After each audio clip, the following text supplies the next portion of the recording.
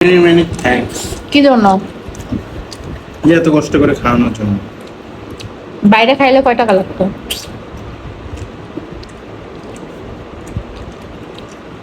টাকা খেতে বিষয় মজা বেশি। তো আজকের ভিডিওটি দেখে বুঝতেই পেরেছেন আজকে কি নিয়ে ভিডিও করেছি।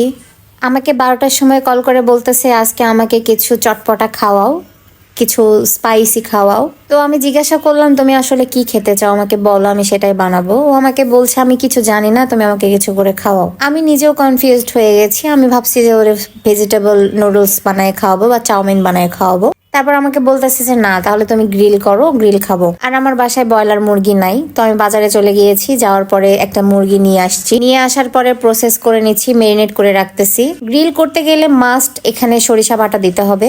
সরিষা বাটা না দিলে গ্রিলের ফ্লেভারটা হবে না। তো গ্রিল করার জন্য অনেক কিছু দিতে হয়। আমি আজকে ফাঁকিবাজি করেছি সবকিছুতে। এখানে বাদাম বাটা দিতে হতো, আমি বাদাম বাটা দেই নাই। আমি সব ধরনের সস দিয়েছি, tomato sauce, soya sauce, barbecue sauce আর ভিনেগার দিয়েছি। সাথে গুঁড়া মরিচ, হালকা চিনি, লবণ, গোলমরিচ গুঁড়া আর একটা লেবু চিপে দিয়েছি। আরো বেশি মশলা দিলে এটা মশলাদার হতো, খেতেও ভালো লাগতো, কিন্তু আমার কাছে মনে হয়েছে যে লাইট বানানোটাই আমার কাছে ভালো লাগবে, ভালো হবে। সারাদিন কষ্ট করে রোজা থাকার পরে এত বেশি মশলাদার খাবার খেলে সেটা পেটের জন্য খুবই খারাপ। তো যাই হোক, আমি মেরিনেট করতেছি। মেরিনেট করে মোটামুটি আধা ঘন্টার মতো রাখছিলাম।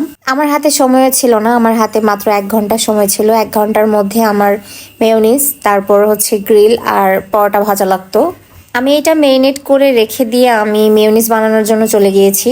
গ্রিল খাওয়ার জন্য গ্রেভি লাগে, মেয়োনিজ লাগে, সস লাগে, শসা লাগে, অনেক কিছুই লাগে। তো আমি এখানে মেয়োনিজটা আগে বানাই নিচ্ছি। এখানে 3টা ডিমের মেয়োনিজ আমি বানাচ্ছি।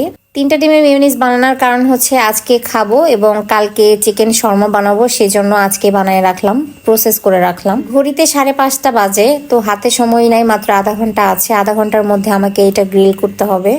আমি এয়ার ফ্রায়ারের মধ্যে দিয়ে টাইম সেট করে আমি চলে যাচ্ছি পরোটা ভাজার জন্য। পরোটা ভাজার ক্লিপ নেওয়া হয় নাই, কারণ হাতে খুব সময় কম ছিল।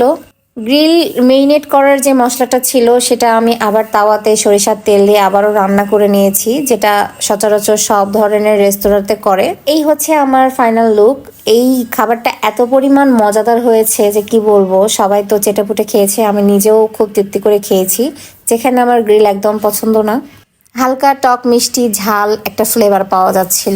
তো যার জন্য বানানো সে রিভিউ দিবে, তাকে জিজ্ঞাসা করলাম যে কেমন লেগেছে, তোমার কি তৃপ্তি হয়েছে খেয়ে? আমাকে বলতেছে না, অনেক মজা হয়েছে, অনেক সুন্দর হয়েছে।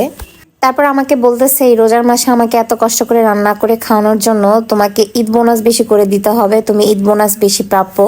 তো তার কথা শুনে ভালো লাগলো। যাক, তার এই কথাটা যে আমাকে বলেছে, আমাকে যে অ্যাপ্রিসিয়েট করেছে, এটা আমার কাছে বিশাল। তো সবাই ভালো থাকবেন, এখানেই শেষ।